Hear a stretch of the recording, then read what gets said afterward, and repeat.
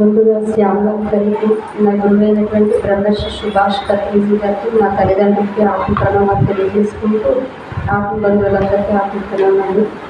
ఈరోజు పాండురంగ భక్తి చిన్న కథ చెప్తుంది. అందరికంటే కృష్ణావతారంలో కూడా భక్తికి పరీక్ష పెట్టేవారు శ్రీకృష్ణుడు. కానీ పాండురంగ దగ్గరికి వచ్చాక మాత్రం ఆయన ఎంతో దయాకృతుడు అన్నమాట. అందుకే పుండరీకుడి దగ్గరికి బయట వచ్చి నిలబడి, నాయన పుండరీక, నేను సాక్షాత్ కృష్ణుడు వచ్చానని చెప్పితే, నేను తల్లిదండ్రులు సేవ చేసుకొని వస్తాను అంతవరకు నిల్చొని చెప్తాడు. పాపం అలాగే నిల్చుంటాడు పాండురంగుడు. కాలు కాకపోతే నేను ఆయన అంటే ఇటుకి చూస్తాడు బయటికి, ఆ ఇటుకు మీద నిలబడు అని. తల్లిదండ్రులు సేవ చేస్తే కానీ ఆయన రాడు. ఈయన అంటే భక్తికి అంత పరవశుడిగా పిలిస్తే పలుకుతాడు అన్నమాట పాండురంగుడు. అలాగే నిలబడతాడు. అంత ప్రేమ ఉన్న పాత్ర పాండురంగుడిది. ఆయనకు ఒక చిన్న గుడి కట్టించిన మండపం దగ్గర ఆయన వచ్చి వేడు వాయించుకుంటున్నాడు. కృష్ణావతారంలో ఎలా అయితే మీరు పాండురంగుడు అలాగా వేడుకు వాయిస్తూ ఉంటే పక్షాదులు ప్రకృతి ఎంతో ఆనందపడుతుంది. ఆ చుట్టూ కొన్ని గోవులు ఉన్నాయి. ఆ గోవులు మేత వేస్తూ ఈ వేడుగా నిండి ఎంతో ఆనందాన్ని పొందుతుంటే అందులో ఒక గోవు అప్పుడే ఒక 3-4 రోజులు ప్రసవమై ఉన్నది. పాలు దానికి పుష్కలంగా ఉన్నాయి. ఈ వేరుగా వింటూ ఆనందానికి అంటే పెయ్య అది సేపితేనే పాలు వస్తాయి. కానీ ఈ ఆనందంతో పాలు కారేస్తాయి దానికి. ఆ వింటూ ఆ పాల దారులాగా కారేస్తే ఇంకా చల్లని గాలి ప్రకృతి ఎంతో ఆనందిస్తుంది. ఆ చల్లని గాలికి ఆ నురుగు ఎగిరి ఆయన ముఖంకి వెళ్ళి అది తుల్లగానే ఎంతో ఆనందపడిపోయాడట.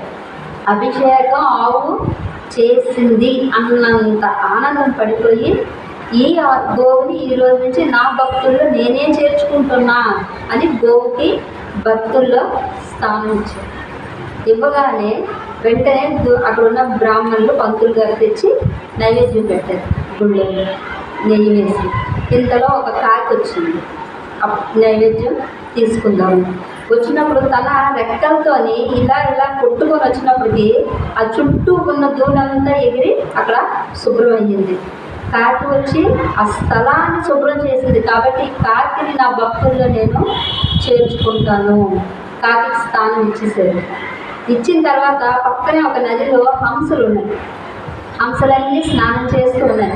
అందులో ఒక హంస ఎగురుకొని లోపలికి వచ్చి తన రెక్కలతో అదంతా ఇలా కుడుతుంటే అదంతా కళ్ళ వేసినట్టు మొత్తం అయిపోగానే హంసకి తన భక్తుల్లో చేర్చేసుకున్నాడు. అక్కడ ఒక దగ్గరలో ఒక ఇల్లు ఉంటే వాళ్ళకి ఒక రామ చెరుకు ఉంది, పెంచుకుంది చెరుకు. అది ఆ ఇంట్లో పాప ముత్యాల హారం పాప వేసుకొని తిరిగి అక్కడ పెట్టినప్పుడు ఆ ముత్యాల హారం పట్టుకొని వచ్చి ఆ నీళ్ళ దగ్గరే నిలబడి ఎక్కడైతే తడి ఉందో అక్కడే ఉండి దాన్ని గట్టిగా పోసలు కొట్టి చల్లారు. అవి ఎలా వెళ్ళే ముగ్గు వేసినట్టుగా వచ్చిందట ఆ పోసలన్నీ. ఆ ముగ్గు వేసింది చిలక కాబట్టి చిలకకి నా భక్తుల్లో స్థానం ఇచ్చేసాను. ఇంతలో ఒక ఎలుకను ఒక పాము వెంబడించుకుంటూ వచ్చింది. గుళ్ళోకి ఎలుక దూరింది, పాము కూడా దూరిన తర్వాత చూసింది ఇది పాండురంగుడి గుడి. మరి ఎలుకని మర్చిపోయింది పాము. ఎప్పుడైతే ఇలా లోపలికి వచ్చిందో ఒక్కసారి ఇలాగా పైకి పగలెట్టింది. స్వామిని చూసి ఇప్పేసరికి దానికి తల మీద ఒక మణి ఉంది, పాము తల మీద. ఆ మణి ఒక్కసారిగా కాంతిలా వెలిసింది. ఎలాగా చిన్న దీపం వెలిగినట్టుగా ఆ వెలుతురు ఇచ్చేసరికి ఆ పాము అక్కడ దీపం పెట్టినట్టుగా స్వామి స్వీకరించాడు. పాముకి భక్తుల్లో స్థానం ఇచ్చేసారు. అక్కడ కొన్ని పువ్వులు ఉన్నాయి. తేనెటీగ వచ్చి వారింది. తేనెటీగ ప్రతి పువ్వులో మకరందాన్ని సేకరిస్తారు. ఫలానా పువ్వు ఏం లేదు, అన్నిటి మీద వాళ్ళు. ఈ స్వామికి అభిషేకం చేసిన నీళ్లు ఆ పువ్వుల మీద ఉన్నాయి. ఈ తేనెటీగ మకరందం కోసం వచ్చినప్పుడు ఆ నీళ్లు స్వీకరించిన తీర్థంగా తన లోపల స్వీకరించేసరికి తేనెటీగను కూడా తన భక్తుల్లో పెట్టుకొని వీటన్నిటికీ నేను మానవ జన్మ ఇచ్చి మోక్షాన్ని కలిగిస్తాను స్వామి. వాటికి తెలియకుండా చేసినవి అన్నీను, కానీ స్వామి మాత్రం వాటిని భక్తితో వాటిని స్వీకరించేశారు. వీటిని మోక్షాన్ని ఇస్తారు. అప్పుడు తర్వాత జన్మలో గోవుగా ఉన్న ఆ గోవుని ఒక స్త్రీ రూపంలో ఒక బ్రాహ్మణ ఇంట్లో పుట్టించింది. ఆ బ్రాహ్మణ ఇంట్లో పుట్టింది చాలా మంచి అమ్మాయి, చక్కగా లక్ష్మి అని పేరు పెట్టారు. అన్నీ నేర్చుకుంది, విద్యా బుద్ధులు నేర్చుకుంది. చిన్నప్పటి నుంచి దాన గుణం, ఇచ్చే గుణం అమ్మాయికి. పశుపక్షాదులకి చూస్తుంది, పేదవాడికి ఇచ్చే గుణం ఉన్న అమ్మాయి, మంచి అమ్మాయి, మంచి విద్యా బుద్ధులు ఉన్న అమ్మాయి, గుణవతి. అయితే పెళ్లి వయసు వచ్చిన తర్వాత యుక్త వయసు రాగానే వివాహం చేసింది. వాడు పరమ నీచు దుర్మార్గుడు, లోబి అనమాట. కోటీశ్వరుడిని ఇచ్చి చేశారు. అది చేతితో ఇలా కూడా అలాంటి ఇంట్లో వెళ్ళి పడ్డది. వాడు తిండు పెట్టదు. భిక్షం ఎత్తుకోవడానికి వస్తే మాకు మైలు అని చెప్పి పంపిస్తాడు. భిక్షం వేయడు, ఏవి ఎక్స్ట్రా వండనివ్వడు. ఎంత కావాలో అంతే వండాలి, ఎక్కువ తిన్నెవ్వడు. ఎవరు ఇంటికి ఎవరైనా వస్తే మంచినీళ్ళు తప్ప ఏటి ఇవ్వడానికి లేదు. మజ్జిగ కూడా ఇవ్వకూడదు, ఏమి ఇవ్వనివ్వడు. అంత ఇది పాపం. ఈమె ఇంతవరకు ఎంతమందికో చెయ్యి పడిపోయింది, ఇవ్వడానికి ఎంతో దుఃఖించిదాడు. భగవంతుడు కూడా ఏమీ పెట్టుకోలేని పరిస్థితి. ఎప్పుడు ఆ పాండురంగుడికి చిన్న పాండురంగుని పెట్టుకొని ఆయన దండం పెట్టుకునేదట. భగవంతుడా, ఎవరికైనా అన్నదానం లేకపోతే దానం చేసే ఇది నాకు కల్పించు అని రోజు అనుకుంటుందట. దానం చేయాలని ఉంది కానీ చేయలే దగ్గర మరి ఎంత దౌర్భాగ్యమో నాకు దరిద్రం తెచ్చి ఇక్కడ నేను పడ్డాను, దానం చేయలేకపోతున్నాను అని చెప్పి మరి భర్తను తిట్టలేదు. వాడాలని భగవంతుడి భర్తను ఎప్పుడు తక్కువ చేయకూడదు, తిట్టకూడదు. ఆవిడ భర్తను తిట్టలేదు. నాకు ఆ పరిస్థితి మార్చని అడిగింది. నాకు దానం చేసే అది పరిస్థితి కల్పించు అని మొక్కుకున్నప్పుడు ఒకరోజు వ్యాపార రీత్యా వేరే ఊరికి ప్రయాణం అవ్వాల్సి వచ్చి, ఇలా ప్రయాణం అవుతున్నాను, కొన్ని రకాల పిండి వంటలు చేయమంటే కొన్ని సున్నుండ్లు, మురుకులని పెద్ద ఏవేవో కొన్ని రకాలు చేసింది. వాడు కొన్ని తీసుకొని మిగతా మూట కట్టి పైన పెట్టి, అటు నుంచి వచ్చి నేను తింటాను, నువ్వు ఎక్కువ తినకు మళ్ళీ ఇదైపోతావు అని చెప్పి పైన పెట్టి వాడు కొన్ని పట్టుకొని తిరిపాడు ఉన్నది. ఈమె వండుకున్న దాంట్లోని ఇంత చిన్నది ఏదైనా మిగిలితే ఒక కుండలో పడేసి, ఒక కుండలో అది ఒక 3-4 రోజులు అయ్యింది. అన్నం ఇంత అయ్యింది కుండలో. రోజు భగవంతుడు మొక్కుతుందిగా, ఎవరికో ఒకటి పెట్టేలా చూడు. ఆయన వచ్చేసాడు. తింటాను వామనుడు ఎలా ఉంటాడు అలా చిన్న పిల్లడు, రోమడు ఎంత పిల్లడుగా వచ్చాడు. తలుపు కొట్టాడు. అమ్మ ఆకలి వేస్తుంది పెట్టి వెంటనే ఆలోచించి ఫస్ట్ భయపడ్డది. మళ్ళీ భర్త లేడు కదా ఊళ్ళో, సరే ఇలాంటప్పుడైనా పెట్టచ్చు అని చెప్పి లోపలికి తీసుకెళ్ళి సరే పాండురంగుడు వచ్చి తలుపు కొట్టాడు. చిన్న పిల్లడుగా వచ్చి తలుపు కొట్టి కట్టేసి ఏదైనా పెట్టమన్నాడు. ఆలోచనలో పడ్డది ఎలా అని. మళ్ళీ భర్త లేడు కదా అని చెప్పి లోపలికి పిలిచి దా బాబు కూర్చో అని చెప్పి పెట్టింది. అయితే బాబు ముందు వంట చేస్తాను అంటే నాకని కొద్దిగా వండుకున్నాను కానీ నీకు ఉండదు, నీకు మంచి మంచి కూరలు వండుతాను ఉండాలంటే లేదు నాకు చాలా ఆకలి వస్తుంది, ముందు ఏదంటే అది పెట్టాను. బాబు ఒక్క నిమిషం పెట్టేస్తానంటే వద్దు నాకు చాలా ఆకలి వస్తుంది, ఏది ఉంటుంది అది అక్కడ అందదు. 3 రోజుల నుంచి పక్కకి నీకు వదిలేస్తుంది కదా, అసలు 3 రోజులు అది ఇచ్చే, అదెందుకు బాబు నీకు ఇస్తాడు, నాకు అదే కావాలి, అది వేసే పర్వాలేదు అని చెప్పి కూర్చొని ఒక ఆకు వేస్తే అది కొద్దిగా వేసేలో మొత్తం వంపేసుకొని తినేసి ఇంకా ఏమంటే పెట్టు. పిల్లవాడు చూస్తే ఎంత ఉన్నాడు, కొండడానం వేసేసుకున్నాడు. మళ్ళీ అడిగాడు, సరే ఉదయం నేను వండుకున్నానుగా అని తెచ్చి అవి తినేస్తాడు. తినేసి అమ్మ ఇంకా ఆకలి వేస్తుంది ఏమన్నా పెట్టు. తిరిగే అర్థం అవ్వట్లేదు. 10 ఏళ్ళు కూడా లేవు పిల్లవాడికి. వండింది తినేస్తాడు, అది తినేస్తాడు. ఏడ్చాడు. అప్పుడు గుర్తొచ్చింది పైన పిండి వంటలను దాచింది కదా, అటుకెక్కి ఆ అటకలో నుంచి తీసింది. ఓ పక్క భయపడుతుంది, భర్త వస్తే అవుతుంది. సర్లే పిల్లవాడికి పెట్టు 4 దెబ్బలు కాసిస్తే ఏముందని తీసి అవి తీశాను. అవన్నీ ఒక 1/2 కేజీ సున్నుండ్లని ఇవి అన్నీ తినేస్తాడు. మొత్తం ఎన్ని రకాలు ఉంటే అన్ని రకాలు తినేస్తాడు. తినేసి మళ్ళీ చూస్తున్నాడు ఏం పెట్టాలి అర్థం కాలేదు. లోపలికి వెళ్ళింది, పొయ్యి వెలిగించి అగ్నిదేవుడికి దండం పెట్టుకుంది. అందరికీ ఆయనే తండ్రి, అగ్నిదేవుడికి అందరినీ కాపాడేది ఆయన. అగ్నిదేవుడి దండం పెట్టుకొని, తండ్రి నీవే నన్ను రక్షించండి, ఇక చాలు అనాలి. వచ్చిన పిల్లవాడు ఇక చాలు అనాలి, నీవే రక్షించండి అంటున్నా. వెంటనే అగ్నిదేవుడు సంతృప్తి అయిపోయి ఎన్ని రకాల వంటలు ఇచ్చేసాడు, నింపేశాడు.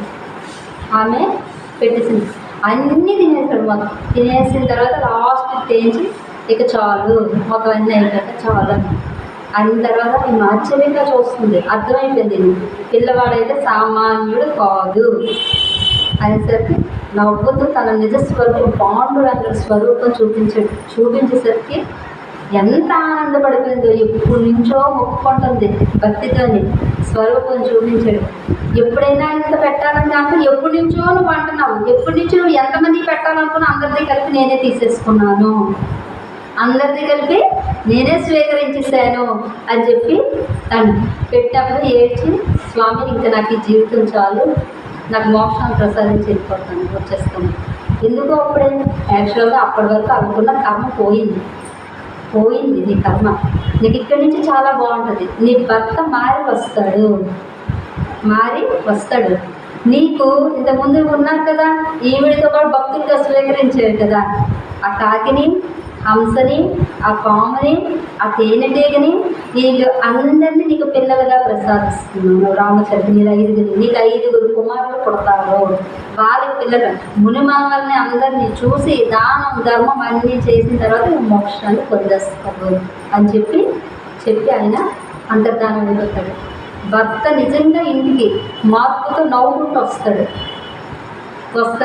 ఇదంతా పాండురంగడి లీల. ఆ రోజు నుంచి ఇద్దరు ఎంతో అన్యోన్యం ఉండి చక్కగా 5 సంతానం, అందువరకు పిల్లలే పుట్టలేదు, 5 సంతానం కలిగింది. బాగా మరి పిల్లలు పెళ్ళిళ్ళు చేసింది, పిల్లలు పుట్టాలి. ఇద్దరు భార్యాభర్తలు కలిసి అన్నదానం లోటు లేదన్నమాట. ఇద్దరు దానం ధర్మం చేసి మనుమనవులన్నీ ఇంకా అయినప్పటికీ ఆవిడ అలాగా మోక్షాన్ని పొందేసింది అనమాట. పొందేసి విష్ణువులోని ఐక్యమైపోయింది. అంటే పాండురంగని యొక్క అనుగ్రహం అలా ఉంటుంది. మనం ఎక్కువ కఠినంగా ఏమీ చెయ్యక్కర్లేదు. అలాగే ఈశ్వరుడు కూడా మనం ఏమీ కఠినంగా చెయ్యక్కర్లేదు. ఆ చిన్న లింగం మీద ఇన్ని చుక్కలు నీళ్ళు వేస్తే చాలు, కరడం లేదు. ఎక్కడున్నా ఏది కోరినా దిగి వచ్చేస్తాడు. భగవంతుడు తత్వం అది. కాకపోతే నమ్మకం ఉంచాలి, నమ్మకాన్ని విడిచిపెట్టకూడదు. ఏదైనా ఆవిడకి ఎంత కష్టం వచ్చినా ఏమొచ్చినా రోజు ఆయనతోనే చెప్పుకుంది. ఆయనతో ఉంది కాబట్టి ఆయన వచ్చి మరి మమ్మల్ని స్వీకరించారు, ఆయనతోనే చెప్పుకున్నది. కానీ ఏ రోజు విడిచిపెట్టలేదు. ఎంతగా ఈ నమ్ముతూనే ఉన్నాను, నాకెందుకు ఇలా అవుతుందనే మాట మనం అది రాకూడదు అసలు. ఎందుకంటే ఇది భగవంతుడు పెట్టే పరీక్ష. నువ్వు ఎంతవరకు భక్తిలో నిలబడగలుగుతున్నావని ఆయన పరీక్ష పెడతాడు. ఆ పరీక్ష నువ్వు నిలుచుంటే ఆయనే వచ్చేస్తాడు దగ్గరికి. భక్తుడు పిలిస్తే భగవంతుడు తప్పకుండా రావు. ఆ పిలుపు ఎలా ఉండాలంటే మనస వాచ కర్మణ త్రికరణ శుద్ధిగా నువ్వు తప్ప నాకు ఇంకోటి లేదు అని చెప్పి ఆయన నువ్వు పిలాలి. అప్పుడే ఆయన ప్రత్యక్షం అవుతాడు, నువ్వు ఆ సాక్షాత్కారం పొందవాలి. భక్తి అంటే అలా ఉండాలి. అంత భక్తి సంపాదించాలంటే నువ్వు నీ మనస్సు ఎంత ప్యూర్ అయిపోవాలి, నీకు లోపల నీ మనస్సు ఎంత శుద్ధి అయిపోతేనే నువ్వు ఆయన వైపు అంత వెళ్ళగలదు. ఎందుకంటే మాయాలోకం కాబట్టి ప్రతిదీ మాయ చేసేస్తుంది. నిన్నే చెప్పారు కదా, యర్షవర్గాలు ఏం చేస్తాయంటే కష్టం రాగానే ముందు ఇచ్చేస్తాం భగవంతుడికి, కోపంలో ఇచ్చేస్తుంది అలాగా. ఎంత చేశాను, ఎన్ని చేశాను, ఎన్ని పూజలు చేశాను, ఎన్ని ప్రదక్షిణాలు చేశాను, నీ చుట్టూ తిరుగుతూనే ఉన్నాను, నీకు ఎంత చేసి అంత అయినా నువ్వు నన్ను పట్టించుకోండి. ముందు అనేసుకుంటాం, తర్వాత మళ్ళీ క్షమాపణ చెప్పుకొని అయ్యో అనేసాను తిట్టేశాను. కానీ అది రాకూడదు.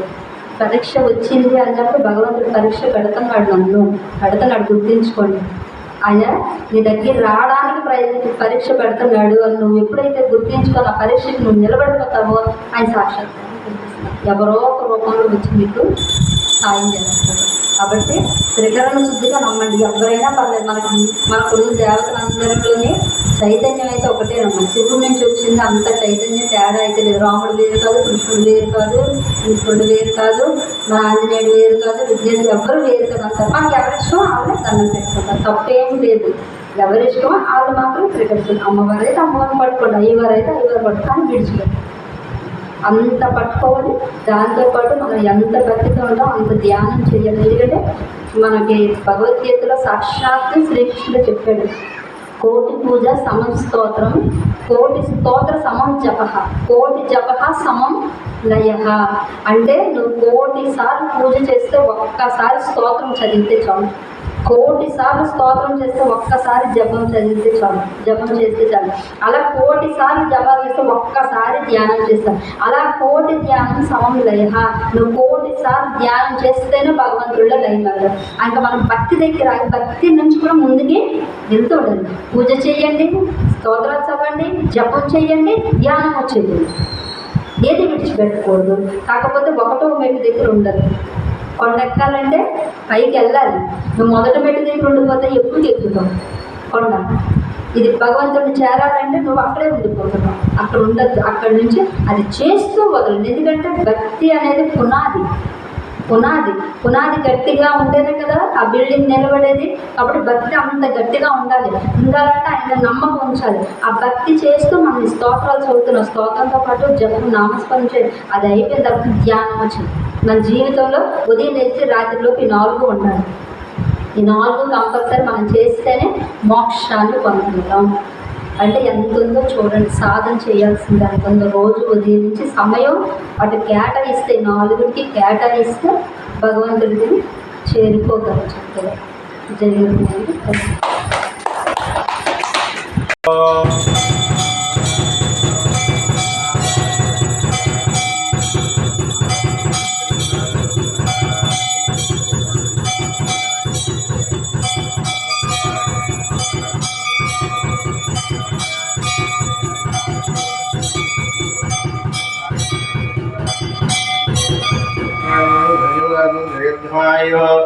आनंदकर्पूरनीराजनद्रव्याणि ओम लक्ष्मीं क्षेत्रसुन्दराजनयामि श्रीरङ्गदामेश्वरी दासीभूत समस्तदेवां भोगैक देवाङ्गुरान् श्रीमन्मन्दकलाग्रब्धो ब्रह्मेन्द्र गंगाधर आन्धेलोज्यकुटुम्बिनीधरध्या वन्दे मुकुन्दप्रिया वरदालक्ष्मी मोक्षलक्ष्मी जयलक्ष्मी सरस्वती शैलक्ष्मीश्चा प्रसन्नामृत राघवपादामी रुद्रां